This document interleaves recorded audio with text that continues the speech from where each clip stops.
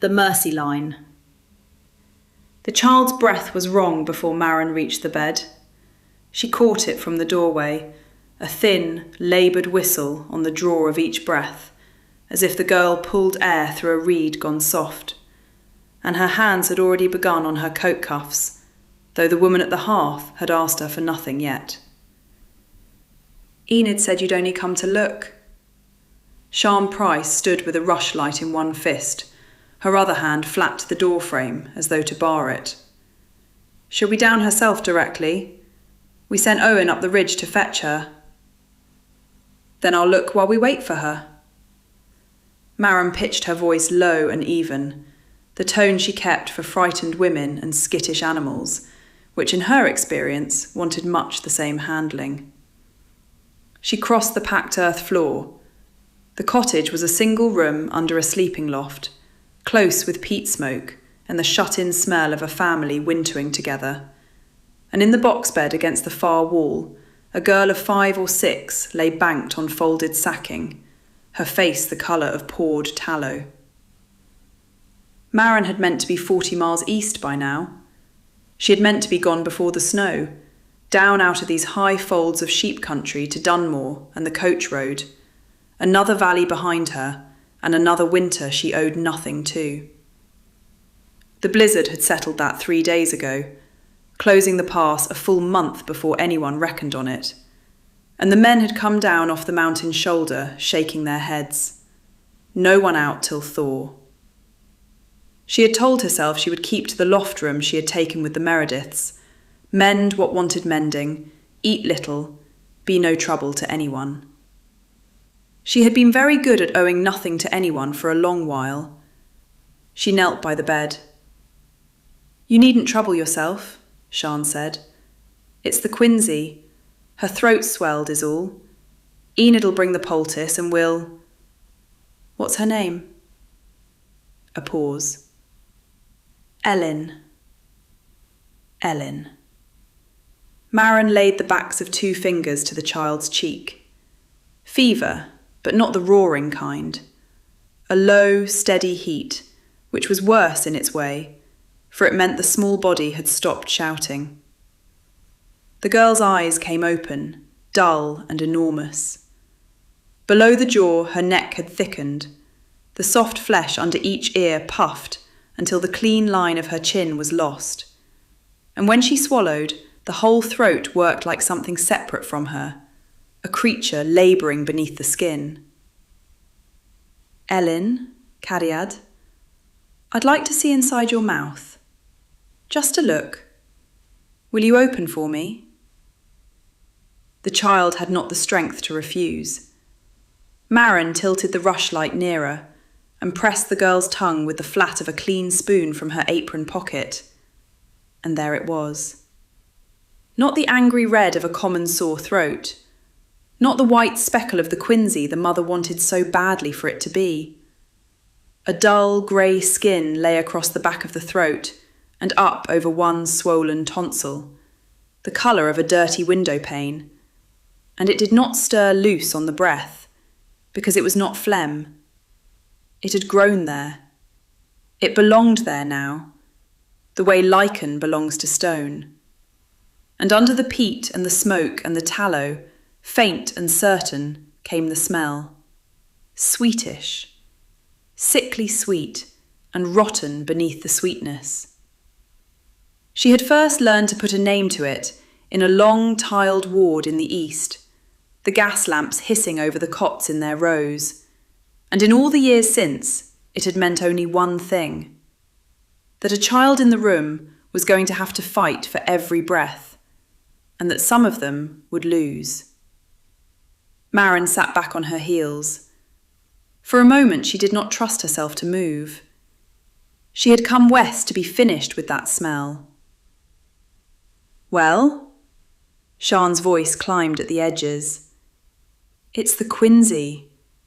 Tell me it's the quinsy. When did it begin? 2 days. 3.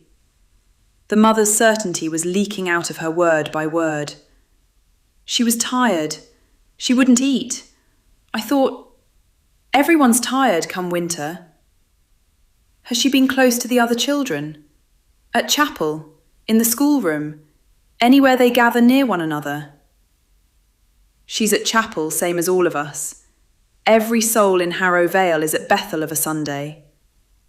Sian stopped. Something in Marin's stillness had reached her at last. Why do you ask me that? Behind them, the door opened on a shove of cold, and a man ducked under the lintel, snow greying his shoulders and his dark hair, and stood filling the low room. Not old, near 40 perhaps, but with the settled gravity of a man others waited on, and eyes that went first to the child and then, without warmth and without hurry, to the stranger kneeling at her bed. Gideon. Sian said his name the way a woman takes hold of a rope thrown to her. Owen's still up for Enid. This one wouldn't wait to be asked. So I see. He did not lift his voice. He had the low, carrying speech of a man used to being heard across a full chapel or a wind-scoured hill, and he spent no more of it than he needed. You're the nurse, the one wintering with the Merediths. Maren Keel. She stood, because it was easier to say what she had to say on her feet. And you're an elder here. I'm a shepherd. The valley asks a few of us to speak for it. I'm one of them. His gaze moved past her to the grey shine at the back of the child's open mouth, and she watched him take it in without knowing what it was. Sian says Quincy. It isn't Quincy. Maren made herself say the rest plainly, for there was no gentle way, and the gentle ways cost time she already knew this child did not have. It's diphtheria. That grey membrane in her throat will keep growing. It can close her windpipe. And it does not stay in one house. It passes from breath to breath, child to child, and every one of yours has been sitting shoulder to shoulder in that chapel. She drew a breath of her own. The pass is shut till the thaw. No doctor is coming up that road for months. Whatever is done for these children will have to be done here, by us. The room went very still. The fire ticked. Under the words, Ellen's small, ruined breath whistled on like a kettle left too long. Gideon Vaughan looked at her a long moment. Fear she could have worked with. Disbelief she could have talked down. What sat in his face was neither, and older than both. The settledness of a man who had long ago decided how the world was ordered and did not thank you for arguing it. You've named a terror, he said quietly, and set it down in the arms of a frightened woman. I'll not have Harrow Vale frightened into meddling by a stranger who'll be over the pass and gone the day the Lord opens the road. He crossed to the bed and laid his broad hand, with a softness she had not looked for, on Ellen's damp hair. We'll pray for the child. We'll fetch Enid, who has caught half the souls in this valley and laid more of them down gently than you have met. And we'll trust the one who sends the winter to send the thaw. Trust him, Maren said, but boil your water and burn her rags while you do, or you'll be trusting him over a great many small graves before that road opens. She had not meant to say it so hard. It fell into the little room like a slate come loose off a roof. Sian made a low sound, and Gideon's jaw set. And outside, the wind leaned its weight on the door, as though it, too, wanted in out of the cold. Enid Bevan came in on the next gust, and the cottage seemed to right itself around her. She was small and bent as a blackthorn, 70 if she was a day, with hands that had caught half of Harrow Vale into the world, and a face that gave away nothing. She stamped the snow from her boots, set down a covered basket, and went to the box bed without a word to anyone. Not to Sian, not to Gideon, and least of all to Maren, as though the room held no one but the child. For a while she only looked. She laid her own knotted fingers along Ellen's throat, over the swollen glands, and felt the labouring of the small jaw. She bent close above the parted lips, and there she went very still, the way Maren herself had gone still, and Maren understood that the old woman had caught the smell. When Enid straightened, her eyes came to Maren's, and what passed between them was not friendship and not quite suspicion. It was the look of one worker taking the measure of another's tools. You've seen this before. Not a question. Yes. Where? East. A hospital ward. A whole winter of it, 1 year. Maren left the rest where it lay. Gideon spoke then, and he spoke to Enid, not to her. What do you counsel? That we keep the child warm and quiet, and I sit with her tonight, and that you send no soul in or out of this house who hasn't cause. Enid's chin came up. Sian, keep the little ones by the fire in the far corner. Owen sleeps in the byre. Enid, you asked me, Gideon Vaughan, and I've told you. A dry note in it. I've laid enough of them in the ground to have earned the telling. He bent his head, to her, only to her, and drew his coat close. At the door he paused, and his glance came back to Maren, weighing her and giving no verdict. Pray with us tonight, if you're able, he said, or keep your peace, if you're not. Then the cold took him, and the door shut, and through the small square of window she watched his dark shape climb the white lane toward the chapel and its single lit lamp. That's how he counsels, Enid said, low, once he was gone. Keep warm, keep quiet, pray, and wait on what the Lord means by it. Maren went to her and kept her voice down, for the sake of Sian herding the two small ones by the hearth. Warm and quiet is right. It isn't enough. She said the rest plainly, without softening it, because the granny women who lived were the ones who could bear to be told. Boil every cloth that touches her, then boil the pot she's boiled in. What you can't boil, burn. Don't wash it, burn it. Whoever tends her tends no one else. And Enid, she waited until the old eyes lifted. It won't stop here. The ones who breathed her air 3 days back are carrying it now, and they look well as you or me. By the time a second child takes to bed, there's a third, sickening you can't see yet. That's the whole cruelty of the thing. It runs on ahead of you in the dark. Enid held her gaze a long moment. You talk like a woman who's lost this argument before. Maren said nothing, which was answer enough. Then hear what you're arguing against before you spend your breath on it. Enid lowered herself onto the stool by the bed and settled her skirts like a woman fixed for a long watch. 9 winters back, the throat sickness came through, or one it's like. We'd no name for it but the strangling angel. It took 11 children and 3 grown between first snow and thaw. And folk did everything, steamed them and bled them, prayed over them night and day, sat up till they dropped where they sat. The children died regardless, near every one, in arms that had done all there was to do. She smoothed the blanket at Ellen's chest. You learn a thing, burying 11. You learn it was never yours to save, that the trying only breaks you, and breaks the dying worse with false hope. That's not hardness in these people, girl. That's what 9 years past taught them on their knees. And the elder?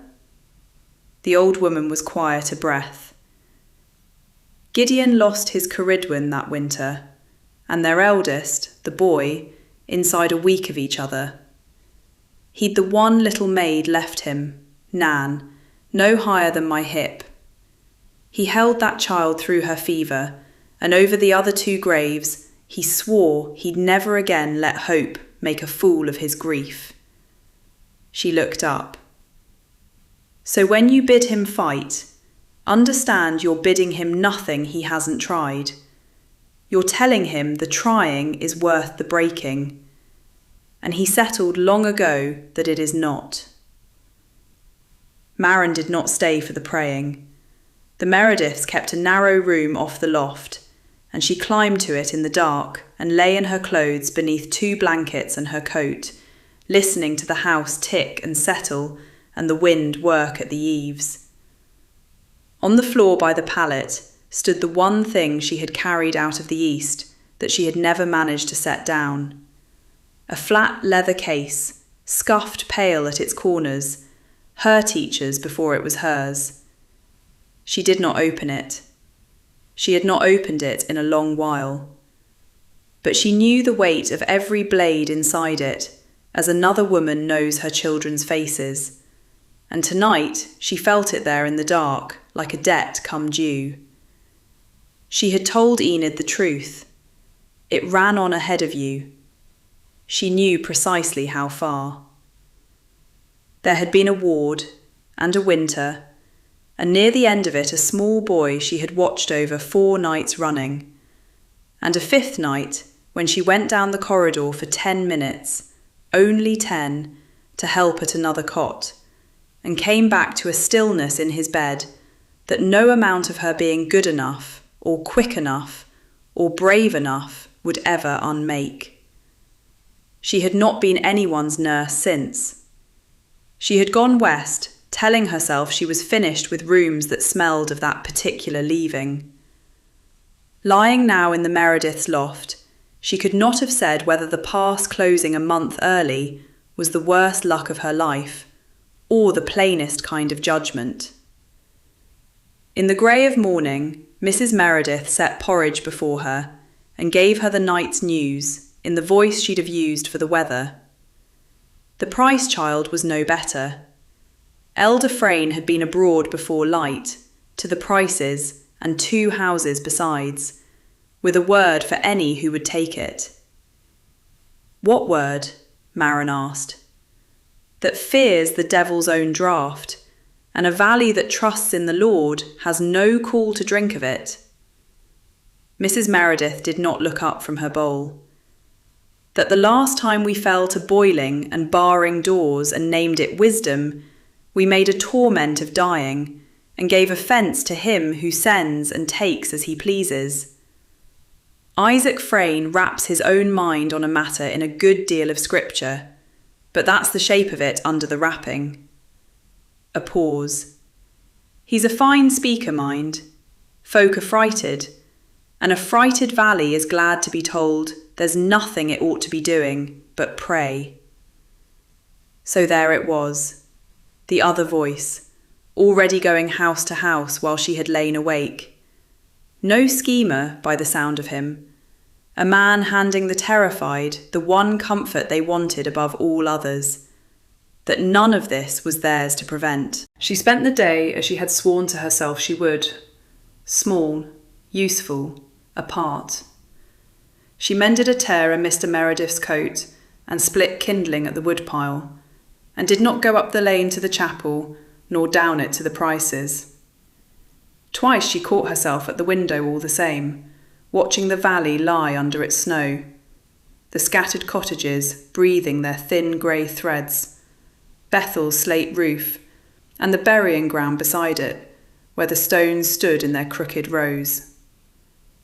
11 children. She made herself turn from the glass. It was full dark, the fire banked low, when the knock came. Not the Meredith's door below, but her own, at the head of the loft stair. 3 short raps of a knuckle, gone too cold to strike harder. Maren opened it on Enid Bevan, snow to her knees, a lantern guttering in one fist, and her face carved down to the bone. There's another. The old woman did not step in. The Hopkin boy, over the water. Same throat, same smell. She stood in the black of the doorway with the cold pouring past her, and whatever pride had held her stiff at the Price's bedside had gone out of her now. What was left was an old woman come to the end of her own knowing. You know what to do, Enid said, and I don't. Maren stood a moment with her hand on the frozen latch, the loft at her back, the leather case in the dark by the pallet, the whole shut valley waiting beyond the door, with its graves already dug once. Then she reached for her coat. The Hopkin place stood on the far side of the frozen beck, and Maren followed Enid's lantern out across the ice with her teacher's case in her hand for the first time in 3 years. She had told herself, lifting it from the loft floor, that she was only carrying it. By the time she reached the door, she knew better. The boy was Rhodri, 8 or 9, and further along than Elin. The grey membrane spread wider across the back of his throat, his breath dragging on the pull. But he was not choking, not yet, and Maren set to the work her hands remembered before her mind had agreed to any of it. She propped him upright so the throat would drain, steamed the close air over a pot Enid kept at the boil, cleared what could be cleared, and did not open the case after all. Not tonight. Tonight there was air enough still getting past. His mother stood twisting her apron. Will he? He has a chance. A real one, if we're careful. Maren straightened and held the woman's eyes, because there was a thing that must be said, and no one else in the house would say it. Everything that touches him, you boil. Every rag, and then the pot. What won't boil, you burn. You don't wash it and hang it out, you burn it. He stays in this room, and one of you tends him, and no other child. Not the neighbour's little ones, not your own. The father spoke from the shadow by the hearth. Burn good linen? In this winter, with the pass shut and no more to be had till thaw? You know what a bolt of cloth costs up here. I know what a child costs. It came out harder than she meant, and she let it stand. I've watched those sums come due. Burn the linen, Mr. Hopkin. Enid, at the bed, said only, Do as she tells you, Emlyn. I've never once steered you wrong. That was what turned him, not Maren, but the old woman at his elbow. Maren marked it and set it aside to think on later. By the next forenoon, the word had gone house to house, the way word does in a place with nothing else to carry it, and Isaac Frayne had answered it in the way he knew best. He had called the valley to Bethel to pray. Maren had it from Mrs. Meredith, who was already pinning her shawl. The whole of Harrow Vale, Maren said. Indoors, together. Where else would a body take a trouble like this, but to the Lord and to one another? You'll take every well child in the valley and shut them in one warm room with the breath that is killing the sick ones. Maren was already reaching for her coat. 2 houses have it now. By dark, if that chapel fills, it will be in 20. Bethel was full when she came in out of the cold, full and thick with the packed heat of bodies, every bench crowded, children on laps and underfoot, the small windows already running wet with so much breath. At the front, beneath the plain cross on the whitewashed wall, Isaac Frayne stood with his hands open and his voice rolling out over them all, and Maren understood in a moment why the valley loved him. He was no shouter. He was worse than a shouter, for the frightened. He was gentle, a spare grey man with a voice that did not press but gathered, so that a soul leaned toward it without knowing it had moved. And did the Lord ask of us in our affliction that we scatter from one another, he was saying, that we bar our doors against our neighbours and set a watch upon our own children, as though love itself went carrying the plague from house to house? He did not.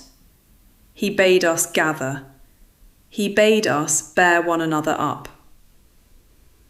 9 winters passed, and here the room went very still. 9 winters passed, we boiled our water, and we burned our linen, and we barred our doors, and we counted our dead all the same. And worse than the same, we died apart, frightened, each shut alone in his own cold house, taught by our own cleverness that the saving lay in these hands, he lifted his own, and not in his. I will not lead you back into that cold comfort. I will not stand before you and pretend a steaming pot is stronger than the will of God. We will pray. We will hold fast to one another. And what he sends, we will bear together, as his people, not as frightened creatures, each gone to ground alone. The amens moved through the room like a spreading warmth, and Maren, at the back, with the snow melting off her shoulders, watched the whole valley lean toward the comfort of it, and knew that if she held her tongue now, children would die of this 1 hour. Elder Frayne, her voice came thin in that great warm room. Heads turned. She made herself go on. You have buried children of this before. So have I. More than 11. The number stilled them. It does not travel by fear. I wish to God it did. Fear you could pray away. It travels by breath. From this child to that one, across a room the very shape of this one, in an hour the very shape of this hour. You have gathered every well child in Harrow Vale into the one place most certain to make them sick. She turned to the mothers, not to him. Take them home, now. Keep the sick apart from the well, and the well apart from each other. It is not faithlessness. It is the only mercy any of us can lay a hand to. For a moment no one moved. Then Frayne answered her, and he did not raise his voice. You are a stranger among us, and I do not doubt you mean us kindness. But you would have these people believe that love is a danger, and coldness a virtue. And that is a doctrine I have watched kill the spirit, even where it spared the flesh. He turned back to his valley. She asks you to save your children by forsaking one another. I ask only that you be found, whatever comes, together and unafraid. The murmur that answered was his, not hers. Maren saw a young mother 2 rows down gather her small son tighter to her breast, and could not have told, from the woman's face, which of the 2 of them she had believed. Then Gideon Vaughan rose. He had been sitting near the front with his daughter beside him, a slight, fair child of 7, one small hand fisted in his sleeve. And he came to his feet slowly, like a man standing up under a load, and the room gave him its silence without his asking for it. He did not go forward. He turned so that he stood between Frayne and the woman at the back, and for a long moment he looked past the both of them to Enid Bevan, who had brought half of them into the world, and now stood at the stranger's shoulder with her arms folded and her chin set hard. Enid, he said, you've heard them both. Where do you stand? With the steaming pot, Gideon. The old woman's voice held steady. God forgive me if it's pride. I have watched a child through the night and seen the grey draw back off his throat, and I will not call that the devil's work to spare any man's sermon. Something went out of Gideon then, some last hope of an easy answer. He stood quiet so long the fire could be heard in the grate. "Then hear me," he said at last, and low as he spoke, every soul leaned to gather it. "I'll not close the chapel," a breath, "nor will I fill it while the sickness walks. Go home. The houses that have the sickness in them keep to themselves, the nurse's way, boiling and burning and apart. The rest of us keep clear of those houses and pray for them from our own hearths." He looked at Frayne, and his face held something close to an apology. "We'll try her way for the sick houses, Isaac. God forgive me if I'm wrong." They filed out into the snow in twos and threes, and Maren stood on the chapel step and watched Harrow Vale divide itself before her eyes. The ones who gave her a nod as they passed, and the ones who drew their children wide of her skirts, as though she were the sickness walking. She had won something. She knew to the inch how small it was. A line held up by a frightened man's "God forgive me" would stand only so long as it seemed to work. The first child it failed to save would take it out like chalk under rain. Enid came out beside her and pulled her shawl close. "You made yourself no friends in there today?" "No. You'll be wanting some." The old woman looked out over the split valley, the smoke going up crooked from every separated roof. "For that line of yours is going to be put to the test before the week is done, girl. And when it is, you had best be right." The test came 3 days later, and it came for Thomas Prosser. His mother was one of those who had drawn her boy wide of Maren's skirts on the chapel step. Betty Prosser, a hard-faced woman who had told Mrs. Meredith, meaning it to be carried back, that she would sooner trust the Almighty than a wandering stranger with a bag of knives. So when the knocking came at the Meredith's door in the black before dawn, and Maren opened it to find Betty Prosser on the step, with no shawl and no lantern, and her face come apart, she understood the whole of it before a word was spoken. "He can't get his breath." The woman's voice had worn down to a thread. "Thomas, there's a whistling, and now he's... Please, I don't know who else." Maren was already turning for the case. The Prosser cottage sat up under the shoulder of the hill, and by the time they reached it, the sky had not yet begun to grey, and there were lights moving in the snow outside the door that were not the family's lights. A knot of figures stood in the cold with their heads bare and bowed, and Isaac Frayne's voice came steady and low across them, the words of a psalm she half knew. Word had run both ways in the dark then. Some had gone for the nurse, others had gone for the preacher. Frayne did not break off his prayer as she passed, but his eyes came up and held hers over the bowed heads, and there was no malice in them, which was somehow worse than malice would have been.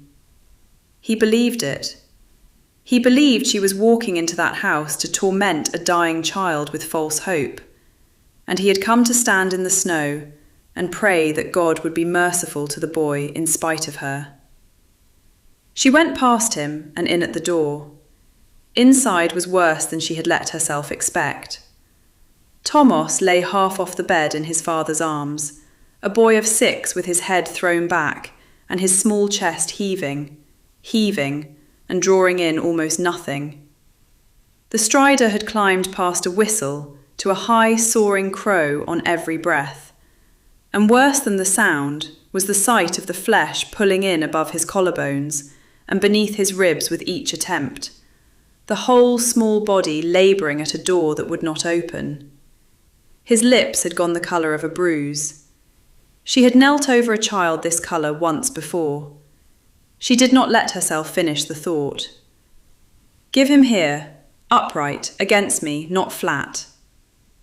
She took the boy's weight against her own body, one hand spread beneath his jaw to lift the chin and open the line of the throat. Is Enid not come? She's over the water at the Hopkins. The father, Dafydd Prosser, was shaking. Frayne says... He stopped. Through the wall the psalm came on, level and terrible. Frayne says we oughtn't, that it's the Lord's to give and to take, that we shouldn't be... Then Frayne can help you bury him. Maren did not look up. Boil water, the pot, the kettle, anything, and quickly. Betty, clean cloths, and hold the lamp close where I can see into his mouth. Now. She got the steam going, the wet heat rising over his face, and tipped the lamp and looked into the ruin of his throat. The membrane had spread down out of sight, past where any spoon could reach, grey and thick and low. Too low.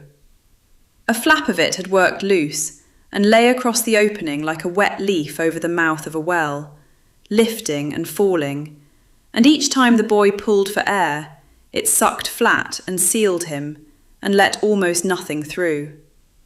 This was the thing itself. This was the throat she had been dreading since the first grey shine in the Price child's mouth.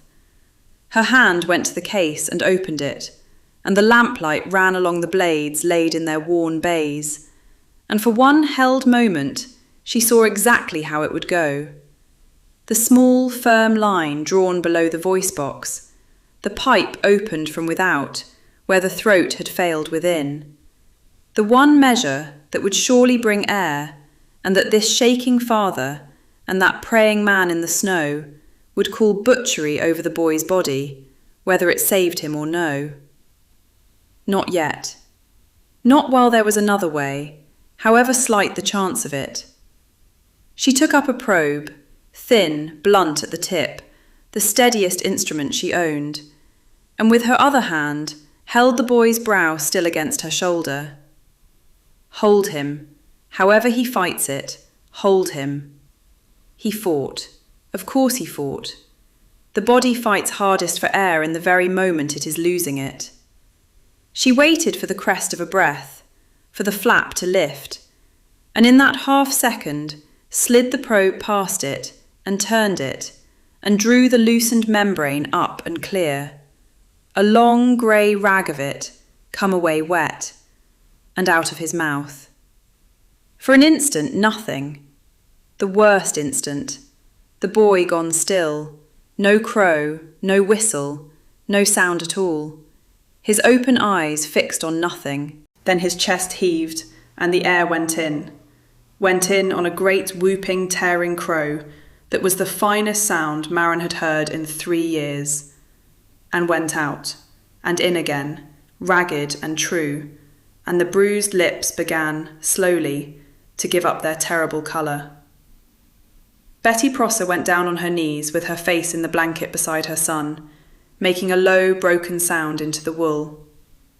Dafydd stood with both hands pressed over his mouth, and in the doorway, where the cold poured in, stood Gideon Vaughan. He had come up the hill behind the fetchers, and Maren never did learn quite why, looking at the boy breathing in her arms, and at the wet grey rag lying on the cloth where she had set it down, with a look she could not name and did not try to. He said nothing, but he took off his hat there in the doorway and stood bareheaded in the draught, and that was a thing. Outside, after a little, the psalm faltered and stopped. Enid came up from the water not long after, stamping and grumbling, and took one look at the boy and one at the rag on the cloth, and one, a long one, at Maren. Down past the spoon, she said quietly, reading at a glance where the trouble had lain, and you fetched it up from down there with a probe and a still hand. She said no more than that. From Enid it was a great deal. They would have had her rest an hour by the fire, while Betty kept the watch she had been shown. But Maren did not rest. She sat with the case open on her knee, and looked at the blades she had not, this time, been made to use. This throat had lain within reach of a probe. The next might not. Sooner or later one would close below where any hand could reach down into it. And then there would be only the one measure left, the knife, the opened pipe, the thing Frayne had stood in the snow to pray against without even knowing it was already in the house. Gideon had bared his head in the doorway, and she was glad of it. But a rag of membrane on a cloth was one thing, and a nurse's blade at a child's throat before the whole frightened valley was a thing entirely other, and she did not know, yet, whether any God forgive me on this earth would carry them that far. She closed the case.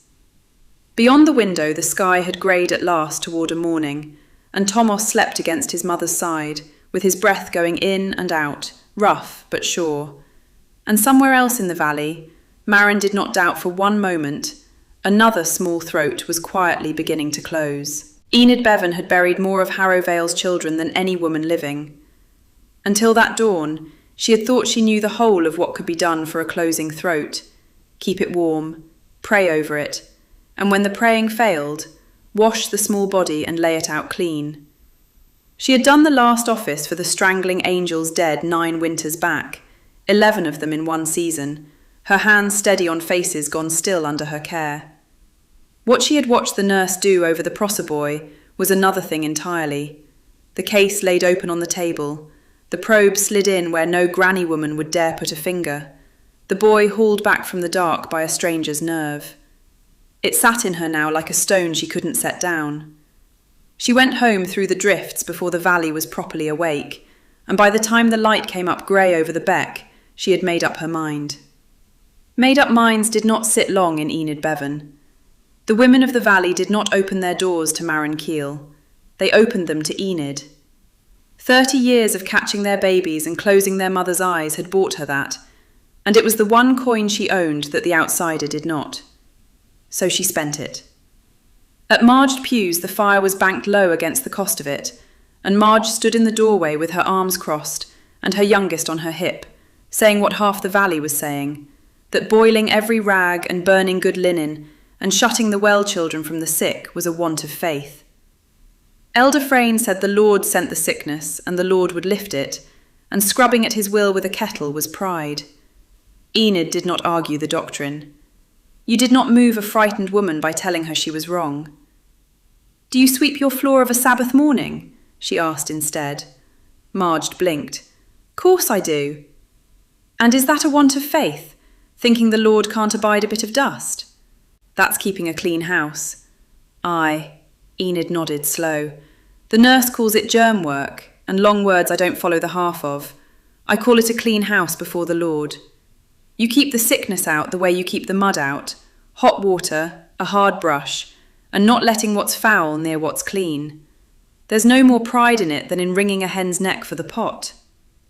Marge looked at the child on her hip, at the flush of health still in its cheek, and something in her arms eased. "A clean house," she said, trying the shape of it.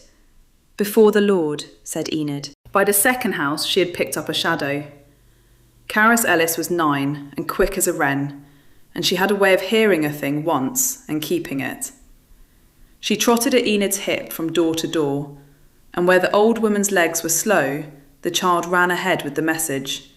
Clean water, burn the rags, keep the well ones from the sick ones, reciting it at each threshold in a high, clear voice, so grave and so exact that the mothers laughed and let her in where they'd have shut the door on a grown stranger. Enid watched her run and felt the old ache she felt around all the bright ones. She had long since learned not to let it show. The line would hold or break in the homes. Maren had known that from the start, and the homes were the trouble. She stood in the Price cottage that forenoon with Ellen asleep at last. Ellen, the first of them all, whose grey throat had begun this. The fever had broken in the night, and the membrane had started to slough clean, and the child breathed now with a whistle in it, but no fight left. Sian Price wept when Maren told her the worst was past, too tired to ask whether it was God or the kettle that had done it. But the Prices had 4 other children in 2 rooms and 1 bed between the little ones. Keeping the sick apart from the well in such a house was a thing Maren could order and not make true. She needed a place, a room large enough and warm enough to hold the worst cases together and spare the crowded cottages. There was only one building in the valley that answered. She found Gideon Vaughan at Bethel, banking the stove against the day's cold, his coat off and his sleeves turned back. He heard her out without a word, his hand still on the iron, and when she had finished, he looked a long moment at the plain cross on the whitewashed wall. "The children learn their letters in that room," he said. "Their catechism. My Nan among them." A pause. "You'd have me fill it with the strangling angel." "I'd have you keep the well children out of the beds of the sick ones," Maren said. "So there are children left to learn their letters come spring. There's no other room in the valley that will hold them and be kept warm. I don't ask it lightly." "It's sense, Gideon." Enid had come up quiet behind them, snow still on her shawl. "I've catched half this valley in that schoolroom and closed the eyes of the other half in these pews. I'd not send the sickness in there if there were another road. There isn't." That Enid said it, Enid, who had buried them, whom he had known the whole of his life, moved him where the outsider's word could not. Gideon was quiet a long while. Then he straightened and his voice came low. "Take it," he said. "I'll answer for it." He did not say to whom, but Maren had heard enough of Isaac Frayne across a chapel to know. By evening, the schoolroom was scrubbed and the stove roaring, 3 cots set along the wall where the desks had stood. Maren gave the orders, Enid gave them again in words the mothers would take. And the mothers, who would sooner have carried their sick home than leave them to a stranger, left them. Because Enid stood there, her hand on a shoulder, her word that she would sit the nights herself. Maren took the lesson without resentment. She was the knowledge, Enid was the trust. The line would need both hands, or it would not hold. On the Sabbath, the valley gathered in Bethel as it always had, and Maren went with them. She had told herself she went to see which way the wind set. It was truer that she could not sit in the Meredith's loft and be talked of. Isaac Frayne did not shout. He was a spare, grey figure who spoke low, so the benches had to lean in to hear him, his voice going out soft and even as falling snow. He did not name her. He had no need to. He spoke of the shepherd who trusts the hand that leads him, though it lead through the valley of the shadow. He spoke of the sin of leaning on one's own understanding, of the pride that looks on what heaven has sent and says, "I will not have it. I will scour it from my house with hot water and a hard brush, as though the Almighty were a stain to be got out." And here his even voice thinned, only once. He spoke of the graves in the ground beyond the wall, the 11 and the 3, and of the mothers who had done everything and lost everything, and who had this one mercy left to hold, that their children were gathered by a will greater than their own, and not lost through any failing of theirs. "Would you take that from them?" he asked the quiet benchers.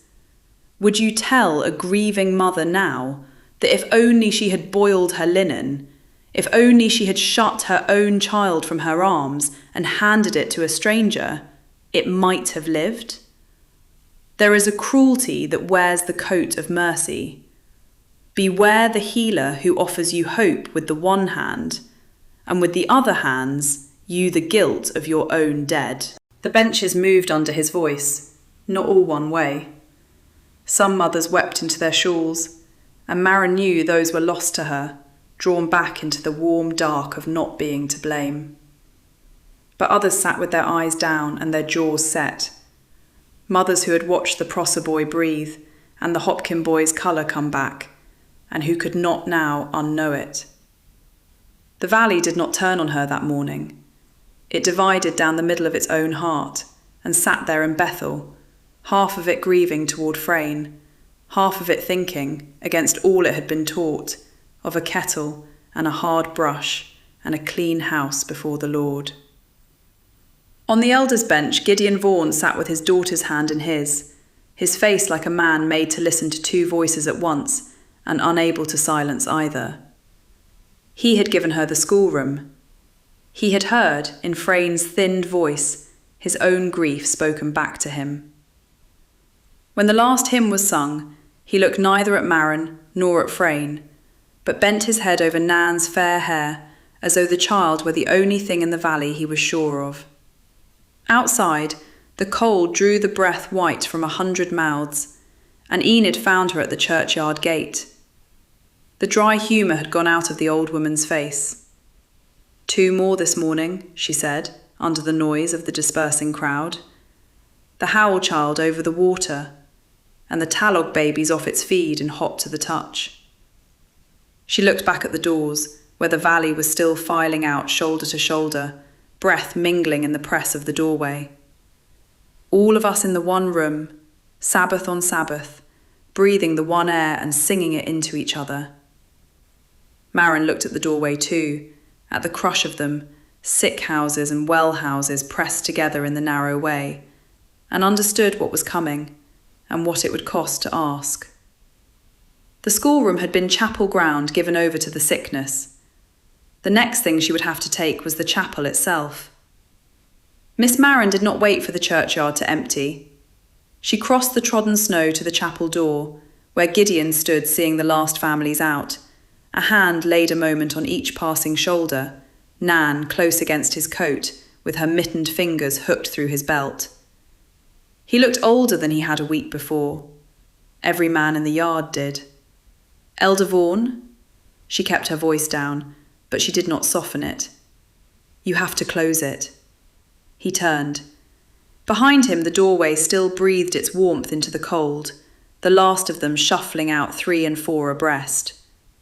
Close what? Bethel, the gatherings. She nodded at the beck, white and hard between the 2 halves of the valley. Every Sabbath you pack the whole valley into one small room with the windows shut against the cold, and you hand the sickness mouth to mouth and call it worship. There's a child down with it over the water this morning, and a baby off its feed by the mill. Both were sat in that room yesterday, breathing on the well ones. By next Sabbath it will be 6. Shut the doors, keep the sick side from the whole side, or you will bury the difference.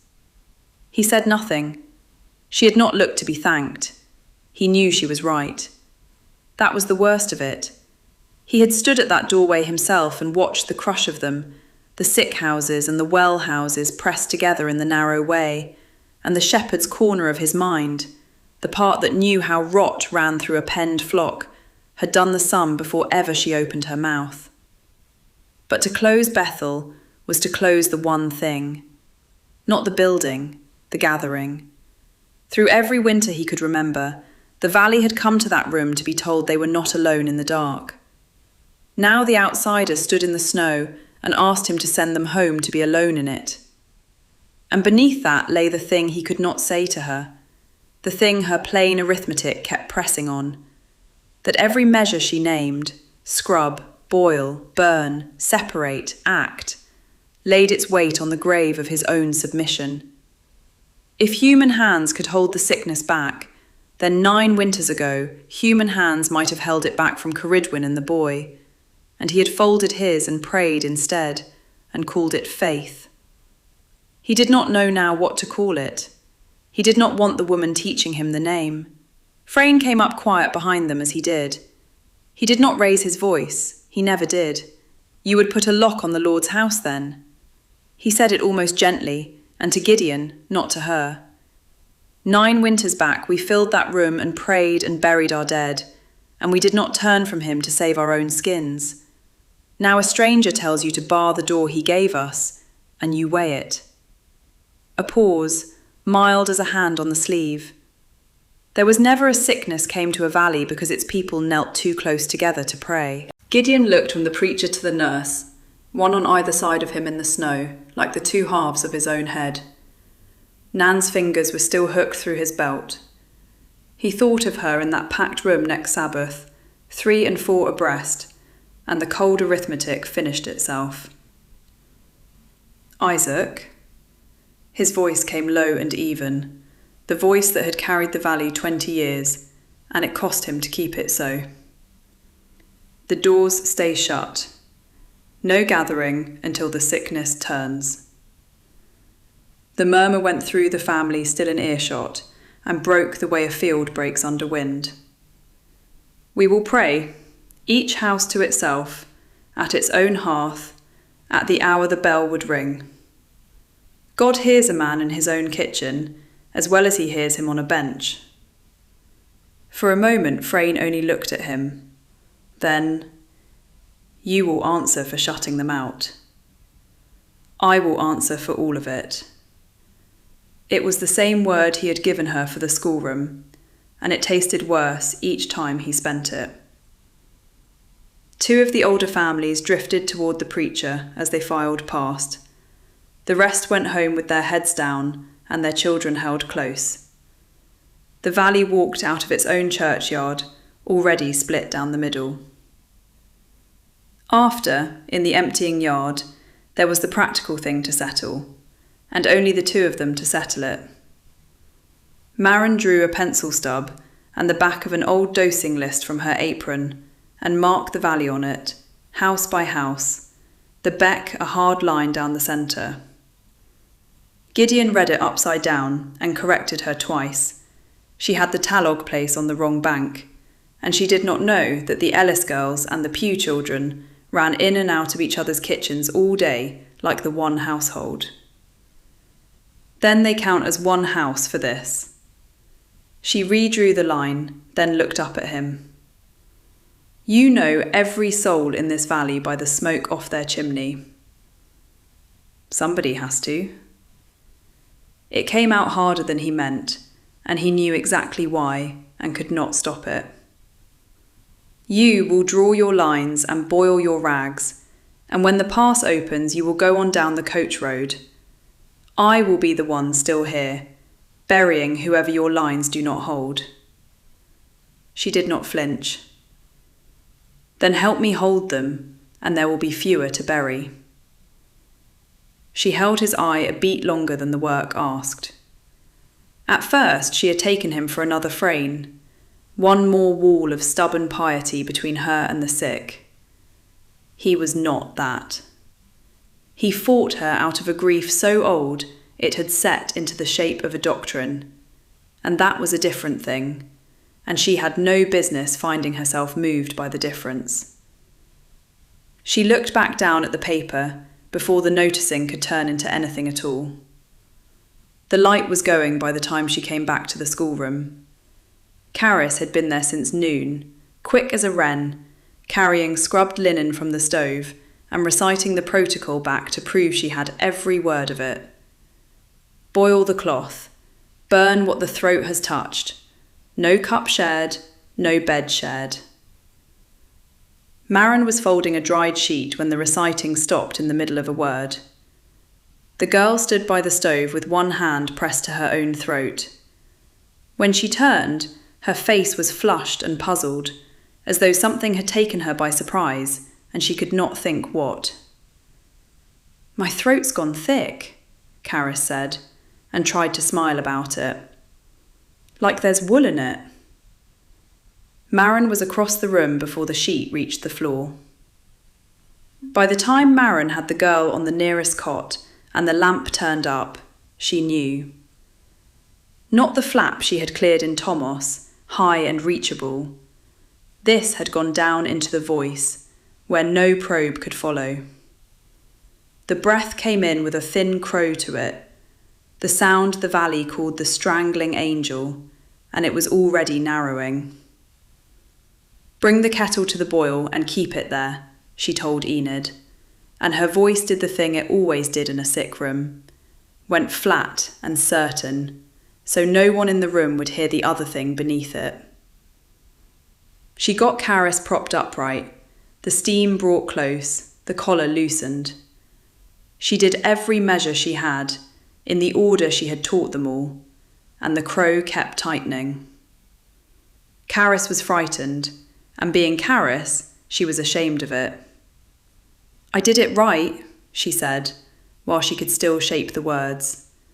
"I burned the cloths. I never shared the cup." As though the sickness had made some error of accounts that might be pointed out and corrected. "You did everything right." Maren smoothed the damp hair off the hot forehead and heard herself make the promise before she had chosen to make it. The one thing she had sworn in 3 years never to say to any family, because she had learned exactly what it was worth. "I'll get you through this. I've done it before. I'll not let it take you." The girl believed her. She quieted and trusted, and lay back against the pillow, to let the woman who knew things save her. Fionn Ellis came running through the snow with her shawl half on, and behind her, because word in a shut valley moves on the same wind as the sickness, came others. 2 of the mothers who had held to the line, and last of all, Frayne, who did not hurry and did not need to. For an hour, Maren fought a case that would not be fought the way she knew. The steam reached nothing the membrane could feel. The crow thinned to a whistle, and the whistle to a long labouring pull that spent the whole small body and got less for the work each time. She knew the road it was on. She had one thing left, and it was the thing the valley had no word for, but butchery. She turned to the mother. "There is a way. I can open her air below the block, here, at the throat, and she can breathe through that while the sickness burns itself out. I have the tools and I know the cut. But I need your leave, and I need it this minute, not in 10. Fionn Ellis looked at the case Maren had already unrolled, at the small bright blades in their worn bays, and at her daughter's throat, and could not make her mouth move. Frayne's voice came into the silence, low and kind and terrible. "Fionn," he did not look at Maren at all. "That child is in God's hands, and his hands are gentler than any blade. Would you have her last hour be a butcher's table? If he means to keep her, he has no need of cutting to do it. If he means to take her, let her go to him whole, and not carved about by a stranger's fear." A pause, the weight of 20 winters of trust folded into it. "You have already done more than ever he asked. Do not now do violence to the child, to quiet your own heart." "Fionn, the cut is the hope." Maren kept her eyes on the mother, not the preacher. "There is no other. Say the word, and I can try. Say nothing, and I cannot." The mother wept and did not say yes. She did not say no either. She only stood with her hands at her mouth while the minutes she did not have ran out between her fingers. Maren knelt with the blade wrapped in her fist, and every argument she had ever won turned to ash in her throat, because you cannot lay a knife to a child whose mother has not spoken, and the mother did not speak. Karis's breathing changed. The labour went out of it, not because the air had come, but because the body had spent the last of what it had to give. Her lips had gone the colour of a bruise. Maren gathered her up, steam and all, and held her through the end of it, and it was quiet and quick, and nothing at all like the fight it should have been. Somewhere in it the child stopped being afraid. Maren would not, afterward, let herself decide whether that had been a mercy. She never did learn whether the cut would have held. That was the part that came for her later, in the dark. Not the death, which she had seen before, but the not knowing, laid down exactly over the older not knowing. The 10 minutes in an eastern ward when she had stepped from a boy's bed and come back to find it already done. Gideon came when it was over. Someone had gone for the elder, and the elder had come, too late for anything but the after, and he stood in the schoolroom door and took in the whole of it with nothing said. He had buried enough to know the shape of a room a child has just left. He did not go to the mother first. He crossed to where Maren sat with the blades still open at her side, and for a while he said nothing, and then he gave her the thing she had not known he carried. 9 winters back, I tried everything. His voice ran very level, the way hers did in a sick room, and she knew the trick of it because it was her own. Every remedy any soul put in my hand. I carried Ceridwen to the window for the air and back to the fire for the warmth and to the window again. I held the boy up through the night so the breath would come easier, 3 nights running, and I told them both, told them with my whole heart that they would come through it. Someone had taught me that hope was a physic in itself. He stopped. They did not come through it. And the thing I gave them at the last was not comfort. It was the labour of dying drawn out longer because I could not let them go, and a promise in my mouth I had no business making. I swore then I would never again torment the dying with a hope I could not keep. I have called that faith for 9 years.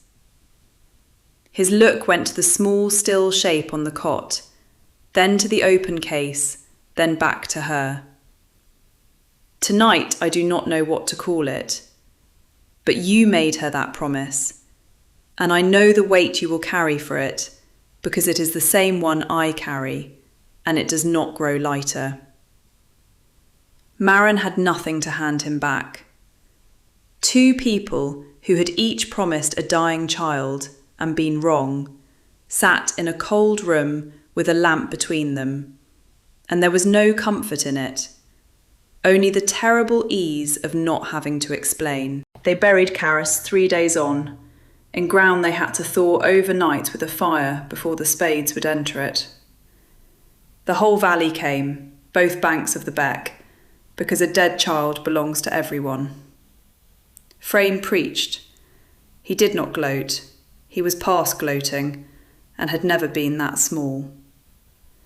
He stood at the head of the little grave, close by the crooked stones of the 11 and the 3, and spoke of a valley that had been told it could hold back the hand of God, with soap and steam and separation, that had scrubbed and burned and torn its own families apart, and had buried a child regardless. He spoke again of the cruelty that wears the coat of mercy, and this time no one in the crowd thought of Thomas, who lived. They thought of Caris, who had done everything right and lay now in the frozen ground. When it was over, the mothers who had trusted the line came and gathered their well children by the hand and led them home, away from the schoolroom, away from Maren, and did not meet her eye. Enid stayed. Gideon stayed. Almost no one else did. Maren stood at the edge of the burying ground with her clean and useless hands, and understood that the line she had drawn had been put in the ground with the girl. That when the thaw came, the coach road would still be waiting, and that a wiser woman would take it. The Tallock child went on the second night. An infant's throat gave her nothing to work with, no room for a probe, and nothing she carried was small enough for the rest of it. She sat with the mother until the little chest stopped drawing, and in the grey before dawn, she and Gideon thawed a square of ground at the burying place with a fire built low against the wind, and buried the child beside Caris, and the valley did not come. They came for their own now, and for no one else. The Hopkins still opened their door to her, Betty Prosser too, and Sian Price, whose Ellen was up and taking broth. Enid went where Marin went, small and bent and saying little. The rest kept to their houses, and prayed each to its own hearth at the hour the bell would have rung, the way Frayne had told them no sickness ever came to a valley from kneeling too close. And they looked away when she passed on the road, as though her shadow carried it. She had her bag packed. She had packed it the morning after the burial, without deciding to. The baize roll and 2 clean aprons, and the little else she owned. And it stood by the Meredith's door, where she could take it up the hour the pass opened. She did not look at it. She went to the schoolroom each day and did the work, because the work was there whether or not anyone thanked her for it, and because a throat did not care what a valley believed. Gideon's girl carried the water. He would not let her pass the sick house door. She stopped short of it every time, at the chalk line Marin had drawn on the boards. But she filled the pails at the beck hole and set them down on the clean side, and stood a moment watching the far cots before her father called her off. She was a slight fair thing, gone quiet the way children do who have learned the house is grieving. On the 3rd day, she said, across the line, "Does the steam hurt them?" Marin told her it eased them mostly. Nan nodded as though she had suspected as much and went for more water. And Marin caught herself watching the door after the child was gone and made herself stop. Gideon watched the woman more than he meant to. He told himself it was to see she did not overreach. The girl at the fire, the Tallock child, might have driven her past sense. But that was not the whole of it, and he knew it. She did not weep, and she did not preach.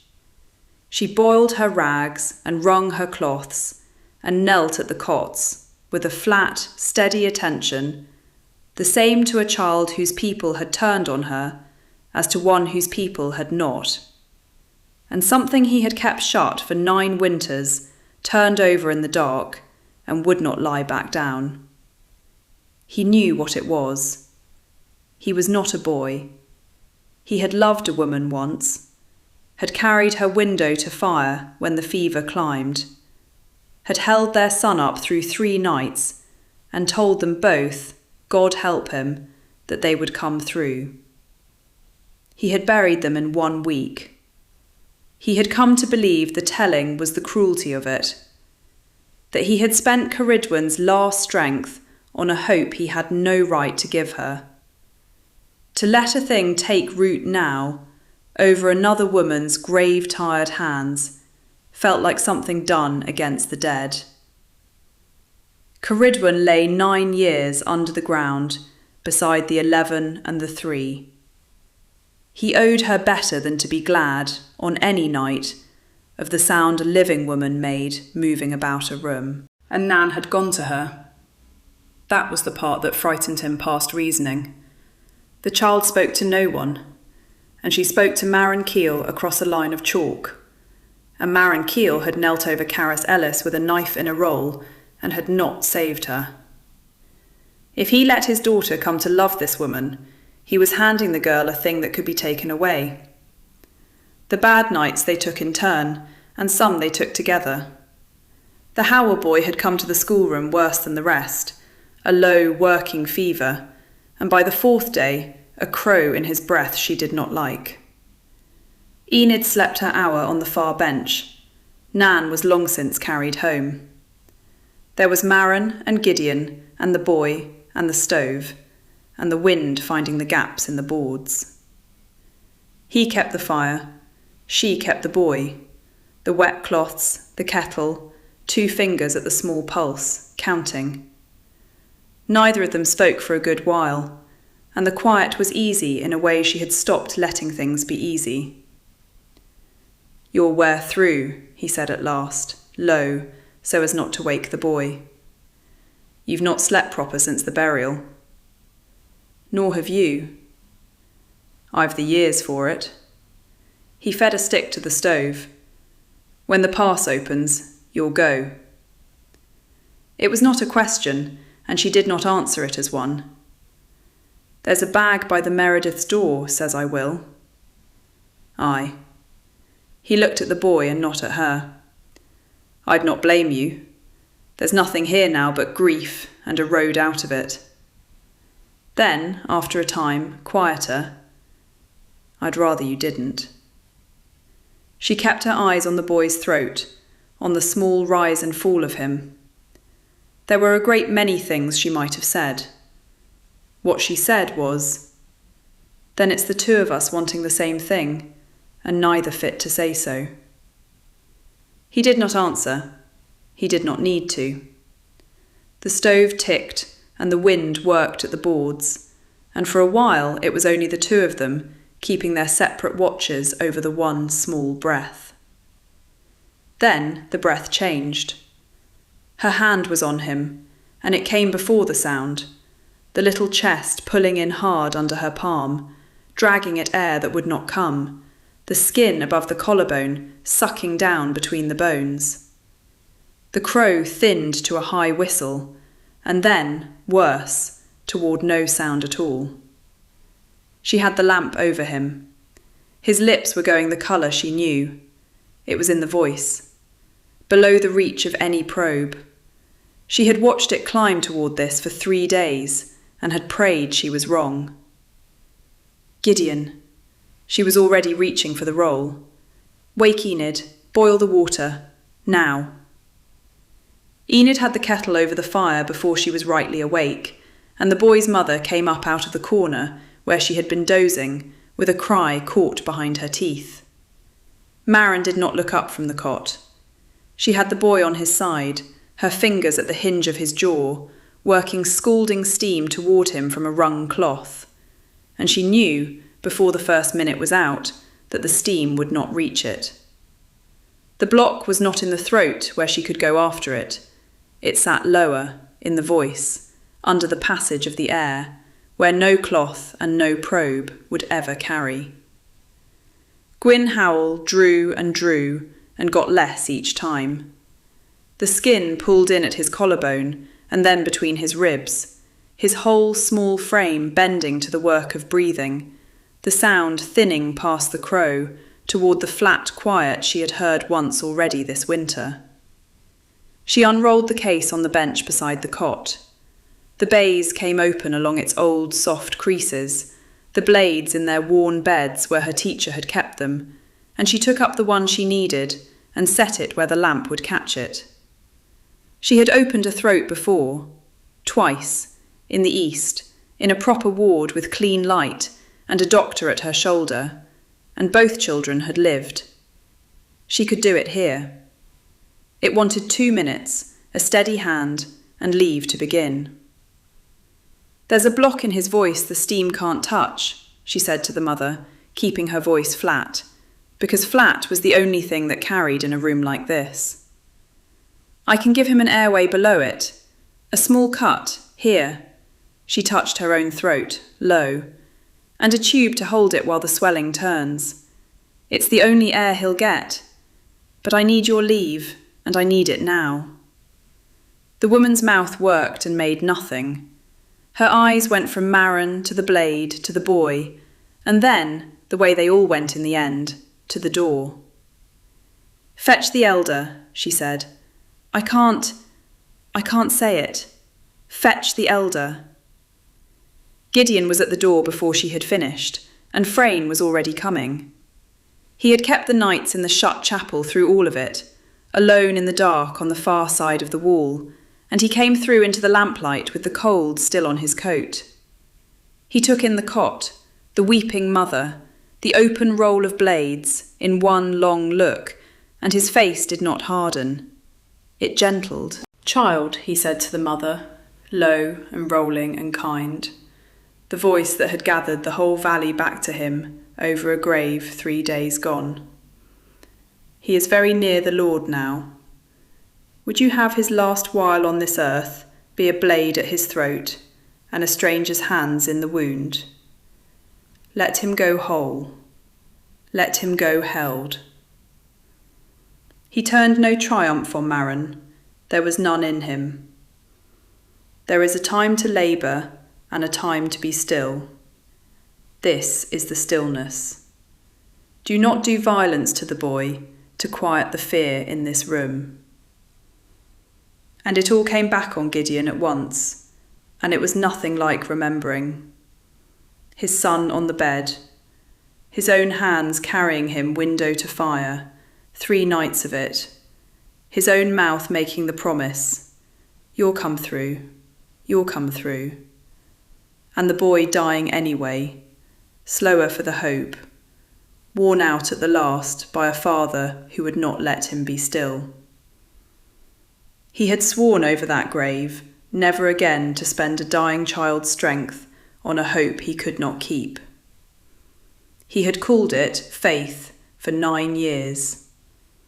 And here was the hope again, laid out in a roll of blades, in the hands of the woman who had knelt over Caris Ellis and lost her, the woman his daughter had begun to love across a line of chalk. The mother turned to him. She turned to him because he was the elder, because he had staked his word on the nurse's way, and the valley had followed him into it. And she waited for him to say which of them she was to believe. "Gideon," Maron's voice from the cot, not pleading, she did not plead. "Tell her yes, he has minutes. Say it, and I can save him." He looked at the blade in the lamplight, and he could not. "No." The word came out of him like something torn. "Let the boy be. Don't let her cut him." Maron stood with the blade in her hand and did not use it. She could have. The mother had not said no. The mother had said nothing, only wept now with both hands over her mouth. And there was a version of this where Maron bent to the boy and opened his throat over the elder's word and the mother's silence, and let them call her butcher after, if only he breathed. But she would not lay a blade in a child against the man who held that child's people, and a mother who could not give her leave. That was not nursing. That was the very thing they were afraid she was. So she stood, and Gwyn Hwel finished his dying while she stood over him with the answer in her hand. It did not take long. The drawing slowed, and there was one more shallow pull, and then the small chest went still, and his lips were the colour she had already learned by heart. She set 2 fingers to his neck out of habit. Nothing came up to meet them. She took her hand away. Frayne had begun, softly, to pray. She rolled the blades back into the bays, the clean blade unblooded. The second time now she had opened it beside a dying child and not been let to use it, and tied the roll and stood and looked at Gideon and not at the preacher. He would have lived, she said, quietly, because the boy deserved better than a scene over his body. I have done it twice, and twice they lived. There was air on the other side of 2 minutes' work, and you would not let me reach it. I have watched a hope like yours kill the ones it swore to save. His voice was wrecked, and he believed every word of it. You cannot know it would have held. You never can. You would cut a dying child on the chance of it, and call the cutting mercy. and you would let him strangle in his own throat and call the watching faith. She knew exactly how it fell and did not soften it. There was no bridge to build here. They had not misread each other. They had read each other true and found a moral chasm where the reading stopped, with a dead child lying in it. The night before, over this same stove, she had let herself believe he was a man who had changed. She had been wrong about that too. He said nothing. There was nothing left to say that would not be the same thing said again. She took up the case. Her bag was already by the Meredith's door. All that remained to carry was the leather roll in her hand. She would be on the coach road the hour the pass opened, and it would open soon. A week, perhaps less. She carried the case out into the cold and did not look back at the lamp. The ground for Gwyn had been thawed the night before, with a fire laid over the place where he would lie, and by first light the earth gave up a grave the width of a boy. Maren stood at the back of the crowd, with the case in her hand. She had not been able to leave it behind, and the pass had not opened, and a woman did not walk out down the coach road in front of a burying she had had a part in. The whole valley came.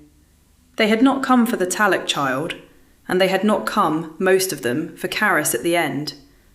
But Gwyn's people were hoovels, old in the valley, and so both banks emptied and stood together in the cold, close ranked, breath smoking over the black rose.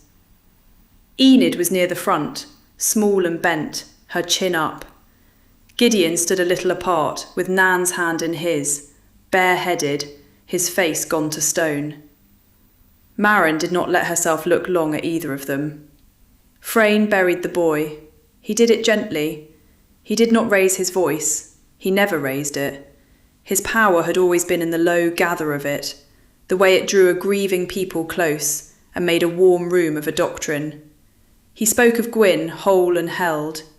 He spoke of a child gathered as the Lord gathers, unmarred, not cut about by frightened hands in his last hour. He turned to the mother, who stood swaying between two women, and told her the thing that would let her sleep, that she had kept nothing from her son but harm, that the boy had gone the way he was made to go, and that no hand in the valley could have held him past his hour. The mother wept and was comforted. The comfort went through the crowd like warmth off a stove, and Maren understood, standing there in the cold, exactly what it was for. She waited until the last of it had settled over them.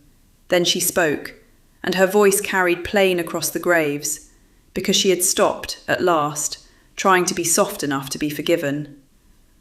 "I'll not stand here and tell you your grief is a sin," she said. "It isn't. But you've been handed a kind thing just now that isn't true, and somebody owes you the truth of it, so it may as well be me." Heads came round. Frayne's did not. He lowered his eyes, patient, and let her hang herself. "Half of you keep sheep," Maren said. "When the snow comes early and a ew's caught in a drift, you go out in it. You don't stand at the window and say, 'The Lord will gather her if it's her hour.' You take a rope and you go, and if she lives it's no less his doing for your having pulled her out. You think a man a poor shepherd who let his flock die in the drifts to show how he trusted God." It landed where she had aimed it. Gideon did not move, but something in his stillness gave, the way a wall gives in the moment before it comes down. "The skill in these hands is not my defiance," she said. "It's a gift, the same as a strong back or a good eye for weather, and a gift is given to be used. You know the story of the servant who buried his in the ground to keep it safe, and what his master called him for it. You bury a thing you were given to save your children, and you call the burying faith. It isn't faith, it's fear, wearing faith's good coat." A murmur moved through them. Frayne lifted his head at that, and this time he weighed his words instead of letting them fall from him ready-made. But she was not finished, and she did not give him the room. "And the comfort you were just handed, she said, quieter now to the mother, though the whole valley heard it, that nothing could be done. I know why you want it. I've wanted it myself, over a child I couldn't keep. It is the gentlest thing in the world to be told the door was never open. But it was open. For Caris there was a thing that might have held her. For this boy there was a thing that would. She let it sit. I don't say it to flay you. I say it because the next child's door will be open too, and you have a right to know that before you're standing here over another grave. No one spoke. She had them, for the length of a held breath, and she spent it plainly. I'd meant to be gone the hour the pass opened, she said. Most of you would not have grieved to see the back of me. I've changed my mind. I'll stay while there's sickness in this valley, and I'll come to any house that opens its door, the same houses that turned their faces to the wall when I passed on the road. You don't have to like me. You don't have to call me anything but the woman who lost the Ellis girl. But when a child's throat closes in the night, send for me, and I'll come, and between us we'll try what can be tried. That's the whole of it. She stopped. No one answered her. After a moment, Frayne began, low, to lead them into a hymn, and the crowd took it up around her, and the burying went on the way buryings do. She had not won them. She had not thought she would. But she had put the choice into the open air, where they could not unhear it, and set it in front of them in their own words, and that was not a thing that could be argued back down. They filed past her afterward, past the case in her hand, and most would not meet her eye. But Marged Pugh stopped, twisting her shawl, and said low that her sisters too were coughing over the water, and would Maron come and show her the steam the way Enid had, if it wasn't asking. And a man Maron did not know by name touched his hat to her, once, and went on. 3 families, where the night before not one had turned toward her. She told Marged she would come in the morning. Enid came last. She looked at the case and at Maron, and said nothing at all about any of it, which from Enid was a kind of blessing. You'll want your bag back off the Meredith's floor, was all she said. Maron said she would fetch it, and they walked up the valley together into the falling dark. It was full night, the fire down to its red, when the knock came at the Meredith's door. Maron was up before Mrs. Meredith could stir, the case already in her hand, the way it had come to her hand every night that week. Enid stood on the step with a lantern, and her face told it before her mouth could. It's the Vaughan child, Enid said. The girl. She's took feverish since dark, and her throat's begun to pain her. And Gideon... She stopped. He'll not send. You know he'll not send. So I've come. Maron stood in the cold of the doorway and heard, under the fear, the flat, awful turn of it. That afternoon she had stood at a grave and sworn before the whole valley she would go to any house that called, the hated ones as quick as the rest. And the first door to open to her in the night was the one shut hardest against her, and the child behind it was the one she had spent a week teaching herself not to love. She reached for her shawl. The valley lay under a hard, clear sky, and the cold came up through the soles of her boots as if the ground meant to keep her. Enid went ahead with the lantern, saying nothing, and Maron followed the swing of it up the track past the beck, where the ice held the starlight in a dull grey line. She had walked this valley in the dark a dozen times that winter, to houses that took her hands, and to houses that shut behind her the moment the child was breathing. She knew the way to most of them now. She had never once walked toward this one. She had spent a week teaching herself not to think of the Vaughan girl. It had been a small, deliberate labour, done the way she boiled rags and burned linen, a thing you did to keep the worst thing off. The fair head bent over the water pail at the chalk line, the flat little question, does the steam hurt them? Maren had answered that and no more, and had gone home each night and put the girl out of her mind, the way you bank a fire you cannot afford to let burn. Now she walked toward her, and every yard of the labour came undone. The Vaughan house showed light at 2 windows.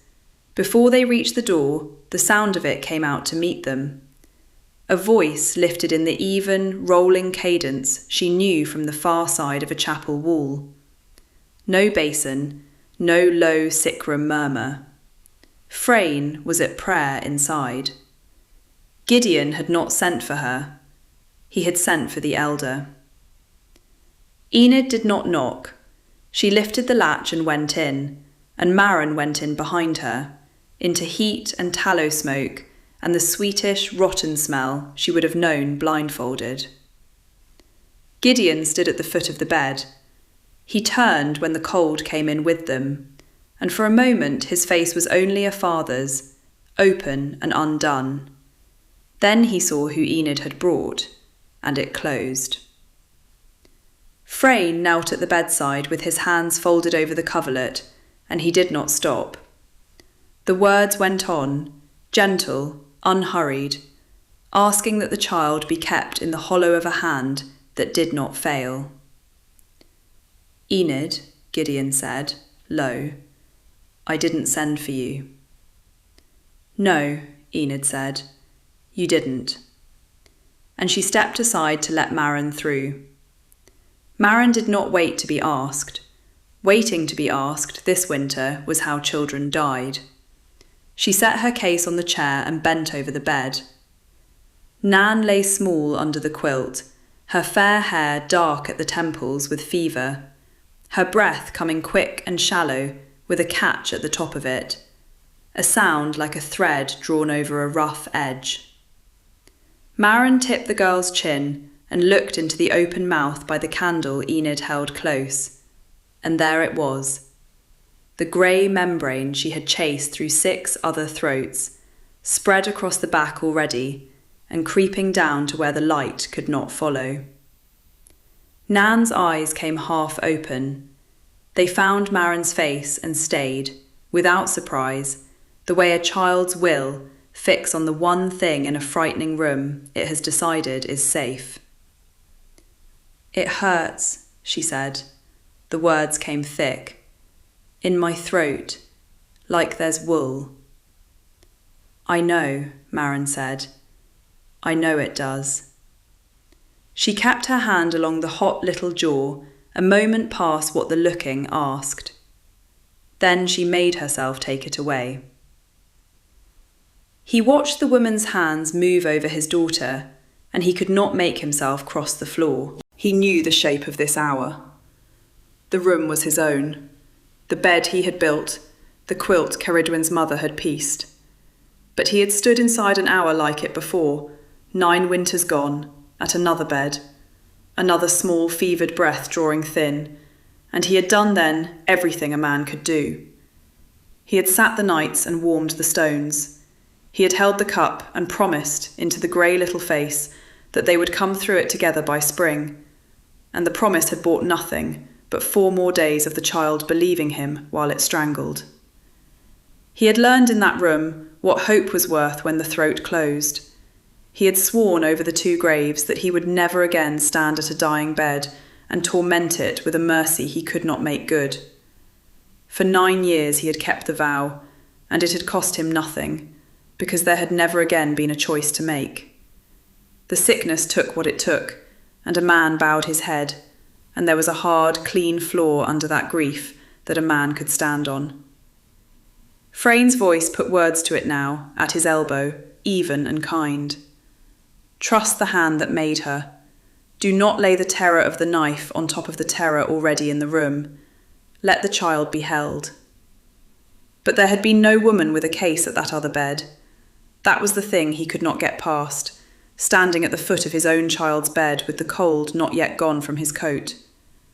9 winters back, there had been nothing under heaven anyone could do, and he had made his peace with the nothing and built his whole faith on the shape of it. Tonight there was a something. It knelt by his daughter with its sleeves turned back. It had opened 2 throats in the east, and both children had lived.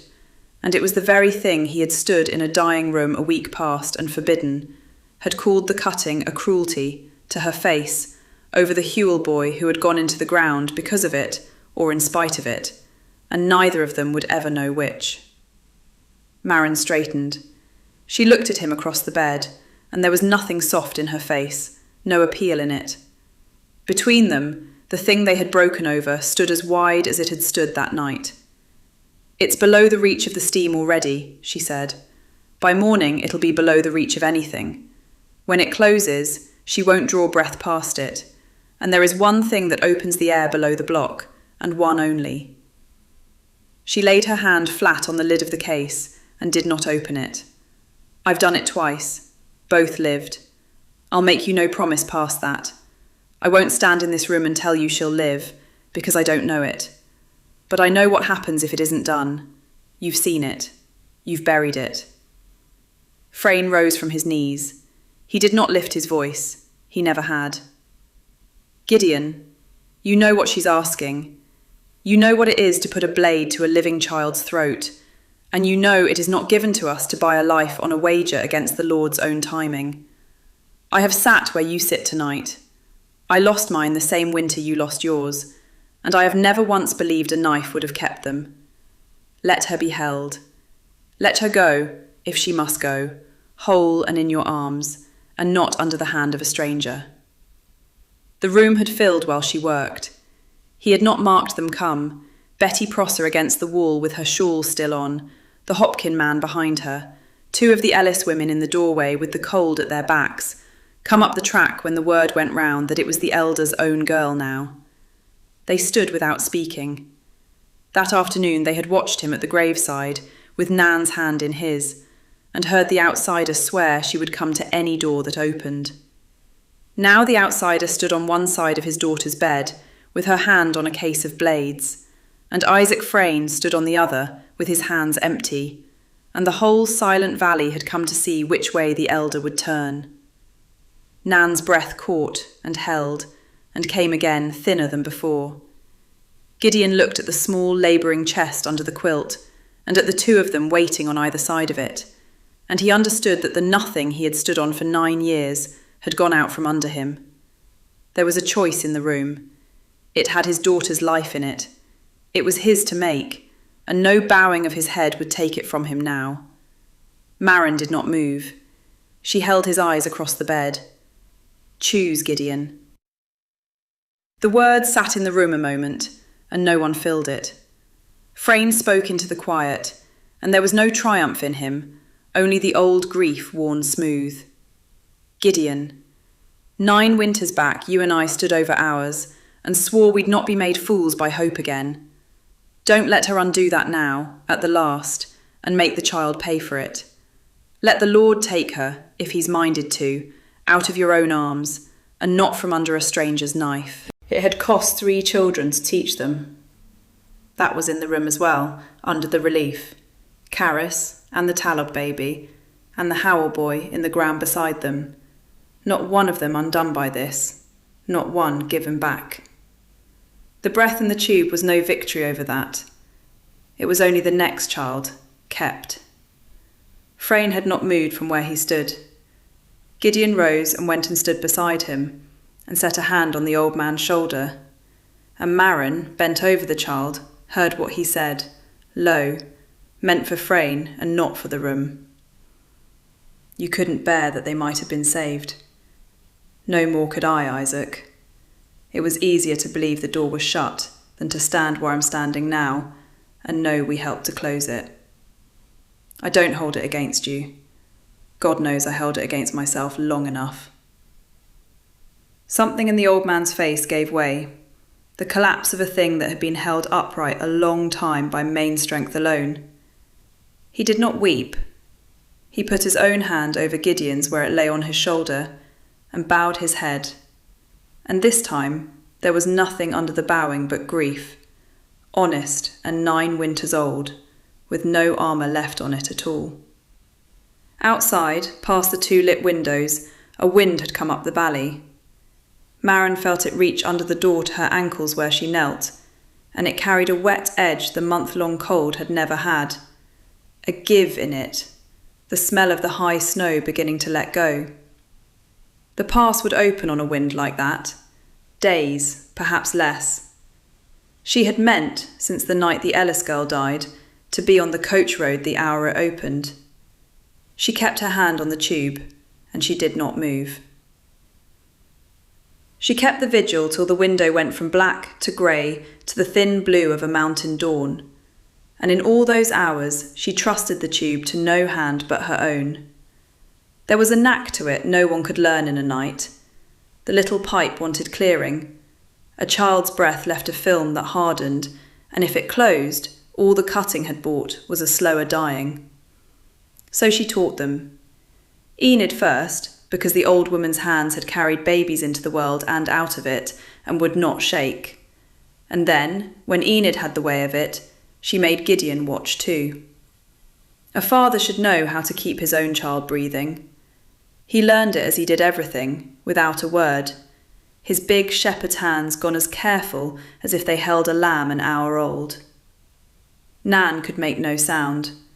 The air went in and out below her voice now, and when she woke and found the sound gone from her, her eyes filled. Of everything that week, it was the hardest thing to stand, harder than the blood had been, because there was no mending it but to hold the small hand and promise again, that the tube would come out, that the voice was only sleeping under it, that she would have it back. The thaw came on the way the old people said it would, all at once and then not at all. A day of dripping eaves and running black roads, a hard night that glazed it over, then the dripping again. The beck woke under its ice with a low sound, like something turning in its sleep. And the sickness that had gone through the valley all month, like fire through winter grass, began at last to gutter. No new throat closed. The children who had it mended or were buried, and there were no more of either. When Marged Puck sent word that her sisters too were coughing over the water, Maren crossed and found the strangling angel had not come after them at all, only an ordinary winter cough, and taught the steam kettle to a houseful of frightened women who had heard by now what steam could do, and stayed till she was sure and came home. That was the shape of her days now. She was sent for, and she went, and doors that had been barred to her a month before stood open before she reached them. She did not have to argue any more. That was the strangeness of it. The valley had watched an elder's daughter breathe through a silver pipe, when by every rule they owned she should have gone into the ground, and no sermon Maren could have preached in a year would have done the work that one night did. They kept the line now, because they had seen it hold. But a valley does not forget its graves to make room for its living. 3 new crosses stood in the burying ground beside Bethel that winter, cut when the earth was thawed overnight by a fire, and the fire had been her doing as surely as the digging was. She had knelt at Caris Ellis's bed and made her a promise she could not keep. She had reached for the blade over the Howell boy and been forbidden it. The Talog baby's throat had been too small for anything her teacher ever set in her hand. Nan's breath gave back none of them. Some mornings, going up the valley with her bag, she made herself stop at the crooked rows and stand a while. It seemed to her that if she let herself forget the weight of losing them, she would be no use to the ones still to come. Fionn Ellis found her there one such morning, and the two of them stood at the small cross without a word, and when they turned to go, Fionn touched her sleeve. That was all. It was enough. Isaac Frayne opened Bethel again on a Sabbath, when the roads had run clear 3 days together. He did not preach submission from behind the plain cross. He did not preach much at all that first time. A short word about a shepherd counting his flock in at dusk, his voice low, the great rolling authority gone from it, and he did not reach after it. Afterward, he came to where she stood at the back of the benches and told her, in the plain manner of a man setting down something he had carried too long, that sickness would come again some winter, and that she knew things the valley did not, and that a place ought to be kept for the knowing. She had braced herself against his eloquence for a whole season. She had nothing ready for his plainness, and needed nothing. It was Enid who first gave the notion a shape, over a cup of something bitter by the Meredith stove. The schoolroom had stood a sick house all winter, she said, and the valley had not fallen for want of a schoolroom, so why not keep the room to it? A few cots, a store of clean linen, a kettle, the small ready things a body could not conjure out of a blizzard. A room, and someone in the valley who knew its use. She said it to her cup and not to Maren, the way these people said the things they meant the most. Gideon came down to the Merediths the evening the coach road opened. She had known it was open before he told her. She had heard the first wagon go through at midday, the creak and jangle of it strange after a month of nothing but wind in the eaves. She had meant, since the night she buried the Ellis girl, to be on the next one going east. Her bag was back off the Meredith's floor and half packed against the loft wall, where she could see it from her cot. He stood in the low doorway with his hat in his hand and the thaw wet dark on his shoulders, and said the road was clear down to Dunmore, that a man had come up it that morning with the winter's post. He said it the way a person says a thing another has a right to know. Then he said that Nan had asked after her, had written it on her slate, having no voice yet to ask with. Asked would the nurse come and see her tomorrow. I'll come, Maren said. Tomorrow, he said, and after. It was not a question, and she did not answer it as one. They stood a moment in the doorway, with the cold coming in around them, and the whole of the thing that neither would say standing there between them, and neither of them reached for it. Then he set his hat back on his head and turned for home, for his house and his living child, the lantern swinging at his side. Maren stayed in the doorway and watched it dwindle into the dark. Behind her, the bag leaned against the wall, packed and waiting. Before her, the road east lay open at last. She left the bag where it stood and went up the valley in the morning, not down it. The road east had been open a day by then, dry enough in the ruts for a wagon, and she had lain awake in the narrow room over the Meredith's loft and turned the leaving over the way she had turned it in 100 towns before this one. She had always gone. That had been the whole shape of her since the east.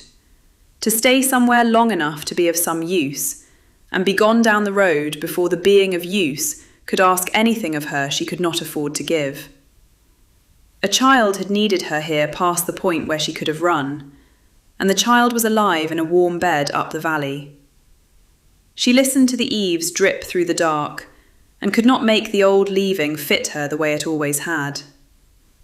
So in the light she went up. Nan was sitting propped against the bolster when she came, with colour in her face again, and the little silver pipe gone from her throat. Maren had drawn it out 2 mornings before, when the airway beneath had knit clean and pink, and had bound the small wound and told the child to have patience with her own voice, that it would come back to her rusty first, and then come back right. It had. When Nan found her in the doorway, she opened her mouth, and what came was a whisper, cracked and thin, and wholly her own. You came. Maren went to the bed and did not trust herself to say a great deal. She laid 2 fingers at the child's throat above the healing cut, the old habit of her hands, the breath going in and out beneath them, clean and unhindered, and said that she had come, and that Nan was to save that voice a while yet, for it had a way to go. It was Enid and Gideon who put it to her that afternoon, with 2 of the valley fathers come to stand by the door and add their weight to the thing. They had talked it among themselves, Enid said. The schoolroom would want to be a schoolroom again by the good weather, but the far end of it could be kept to the other use. A partition run across, a few cots, the linen and the kettle, and the small store of things a body could not fetch up over the pass in a blizzard. The valley would see it stocked. What the valley had not got, Enid said, and she looked at Maren steady now, and into no cup, was the one who knew the use of such a room. Maren asked them to say it plain, whether they meant her to stay. Gideon said that they did, and then came a thing she would keep longer in her than the asking. Isaac Frayne had come up with them and stood behind the others at the door, and into the quiet after Gideon's word, it was Frayne who spoke, the man who had named her line a cruelty from behind the plain cross, who had stood at 3 gravesides that winter and bidden the valley bow.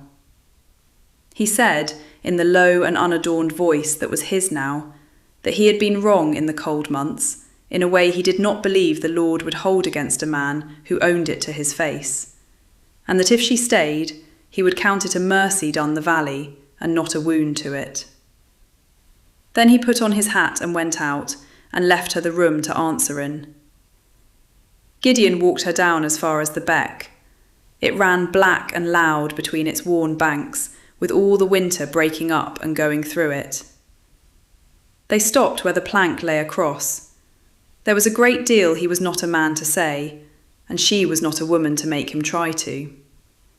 He said only that his house had been a cold one a long while, and that Nan had asked him that very morning, in her cracked new voice, before Maren ever came, whether the nurse might not stay for good, and that he had told the girl he hoped she would, and had heard himself say it, and known he had said it as much for his own sake. He looked at the water, not at Maren, in the way of the valley. Maren looked at it too. She told him she had spent 3 years going, and had come to the end of the wanting to. It was as near as either of them came, at the beck with the thaw loud between them, to saying the thing outright, and for a beginning, it did. She stayed. She did not forget the 3 small crosses cut into the frozen ground beside Bethel that winter, Caris, and the Talog child, and the Howell boy. She thought of them often, and meant to keep on thinking of them, for it seemed to her that the dead she had not been let to keep were half the reason she stayed now to keep the living. She had come into the valley the woman who had lost a child. She stayed in it the one who had helped keep the flock, and the 2 were the one woman, and she had made her peace at last with being her. By summer, the far end of the schoolroom held a row of made-up cots, and a stocked shelf, and a kettle kept full against the next hard winter. And Bethel stood with its door open beside it, and the beck ran clear between the 2 of them, and past the crooked rows of the burying ground. Maren Keel, who had never in her life stayed anywhere, unpacked her teacher's case onto a shelf that was her own, in a valley that was her own, and did not look down the road east again.